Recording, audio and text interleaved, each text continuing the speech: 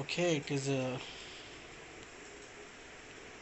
a transport system under that membrane transport under the kinetics and its mechanism. You can see kinetic mechanism of transport.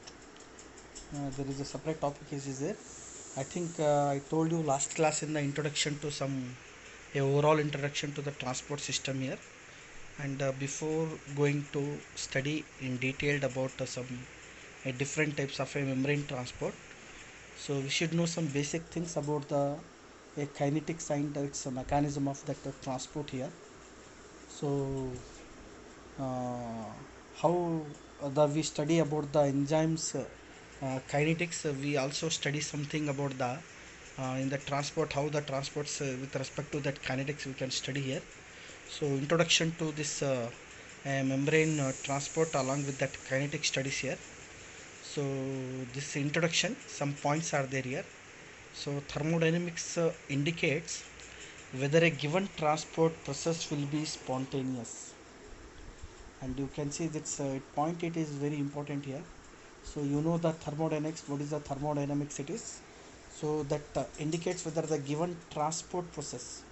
So I think I told you in just brief about the what is the transport in the general introduction topic it is, so that whether the transport will be a spontaneous, but as we saw for the chemical as well as the enzymatic reaction provides, there is no indication of that rate of this process it is. So that is a different matter it is, but in the rate of reaction that is a not a spontaneous, but it is a whether it is a will be a spontaneous or not, we will see in the further slides it is. So kinetic analysis of this transport process. So it means in the transport process, when we study about the kinetic analysis with mechanism studies also, it will give the nevertheless permitted for those to be characterized here. But actually there are two types of a transport process here. One is a non-mediated transport, and another one is the mediated transport.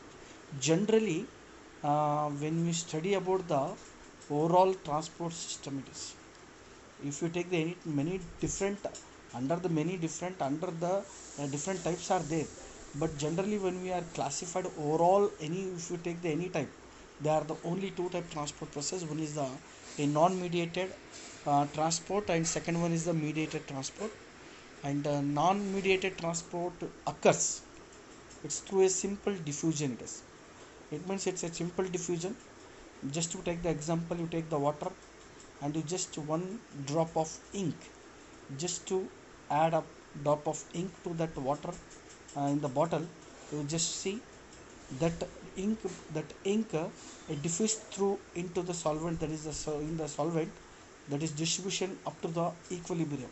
So all water become blue color, the ink, it is equally distributed throughout the, and it doesn't require for this diffusion, it doesn't require any carrier molecules or anything about to diffuse it to that one. So if you take the example like that, and distribution it is very easy in the without anybody help, it is in the a simple diffusion, that is called a non-mediated transport it is.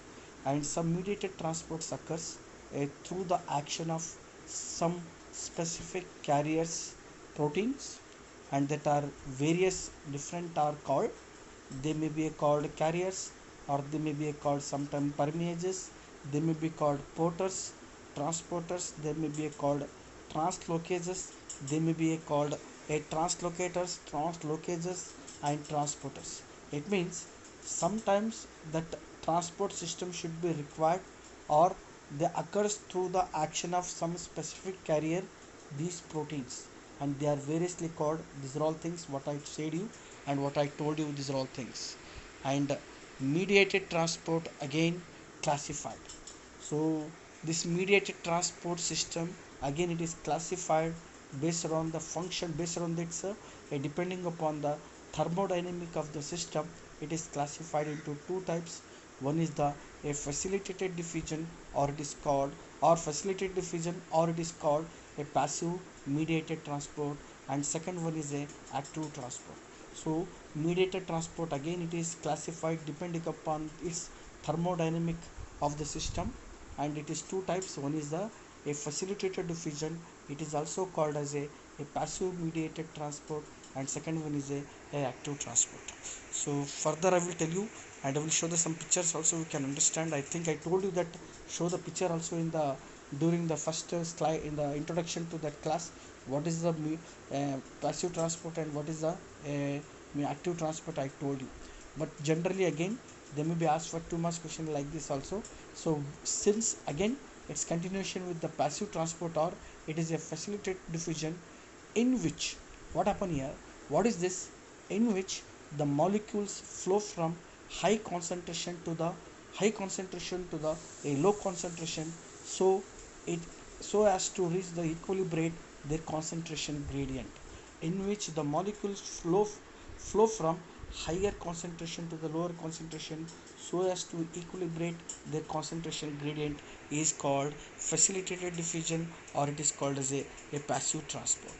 And second type, it is the active transport, in which the molecule is transported from the lower concentration to the higher concentration, that is against their concentration gradient. They are flowing from lower concentration to the higher concentration against their concentration gradient.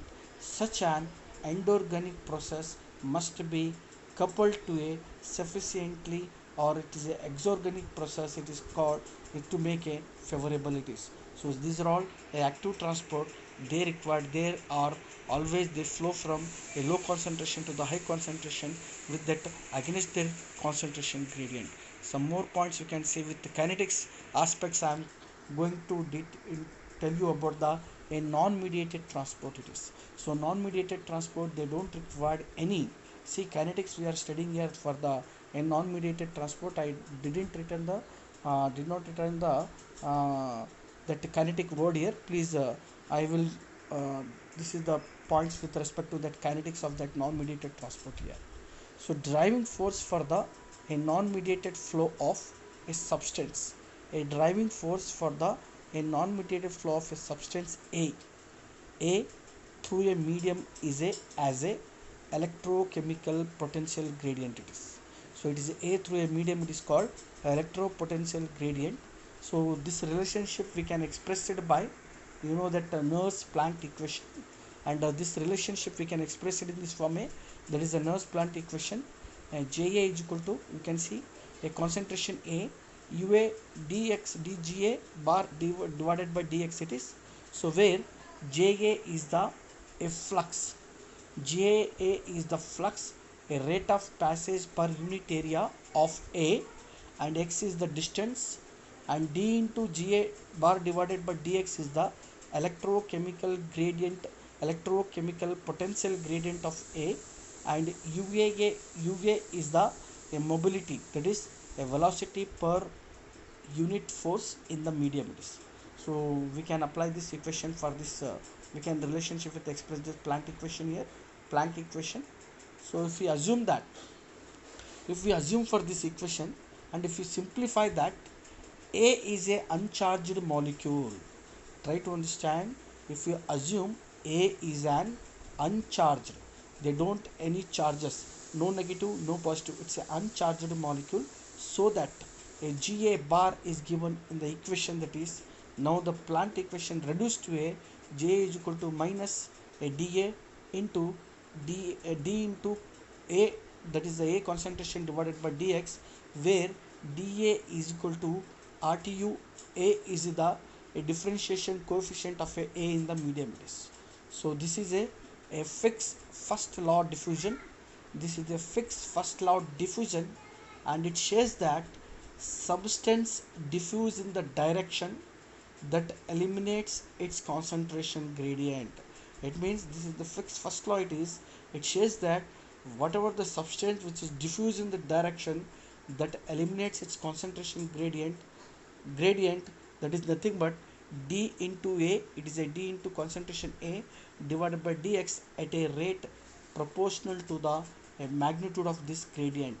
This formula we can see at a rate proportional to the magnitude of this gradient it is, and you can see this for and for membrane thickness, if we take the example, and because it passes through a membrane it is, so we can calculate for, if it is the example, a membrane thickness is a x equation. It is approximately, we can see, then approximated by Ja is equal to dA divided by x, it is into A, which is in outer membrane. So it is a in minus A in, concentration of A in is equal to, that is equal to Pa. You can see it is equal to the new word, it's a Pa into concentration A out minus concentration A in, where dA is the a diffusion coefficient of A inside the permeable, and Pa is equal to dA divided by dx is termed the a membrane permeability for A it is. So moreover, their permeability coefficient as obtained from the slope we can plot. So slopes of a plots such is show, such plots it is I'm showing in this next figure, and you can see this Pa. Please try to understand this equation is very important here. So this is the equation which is not obey the a mediated transport system, which is not obey this equation and not mediated diffusion mediated transport system. It is in this picture it is. So we can see this picture here. So this figure which is showing that it's a linear relationship between the a differentiation flux that is a Ja and A concentration out minus A concentration in across the semi-permeable membrane. When you plot the graph, you can see Ja flux it is in the versus it is A concentration out minus A concentration in it is, and you can get the a linear relationship. You can see we'll get the straight line when it is a non-mediated, when it is a non-mediated transport system. When you plot this graph by using the Planck equation, that is the, and when you find out that slope is equal to, when you find out the slope, then it is nothing but the a permeability, that Pa we can find out in this way. So here this is the example to study the kinetics of a non-mediated transport system in the kinetics it is. So next again, a kinetics of a mediated transport here. So the kinetics of a mediated transport, there are numerous combinations of solutes and membranes that do not obey the last equation, as I told. So there are numerous substances are there, and numerous solutes are there, and numerous membranes are there. They do not obey the that what I shown that equation in the last slide. It is last slide. So the flux in such a way that in this system, the flux, that is the Ja, the flux in such system is not linear with solute concentration. So what we get in that equation, that is the last, we will get the linear, but it is here we are not getting the a not linear with a, we are not getting the linear here solute concentration difference across the corresponding to that membrane. See that figure, there is a linear, and I will show that next figure. It is a with the example that solute permeability is much, because solute permeability coefficient is much larger than that of the expected on the basis of that partition coefficient. So you know that what is it, partition coefficient. So that is the that coefficient, that partition takes place in between the two immiscible liquids, that is.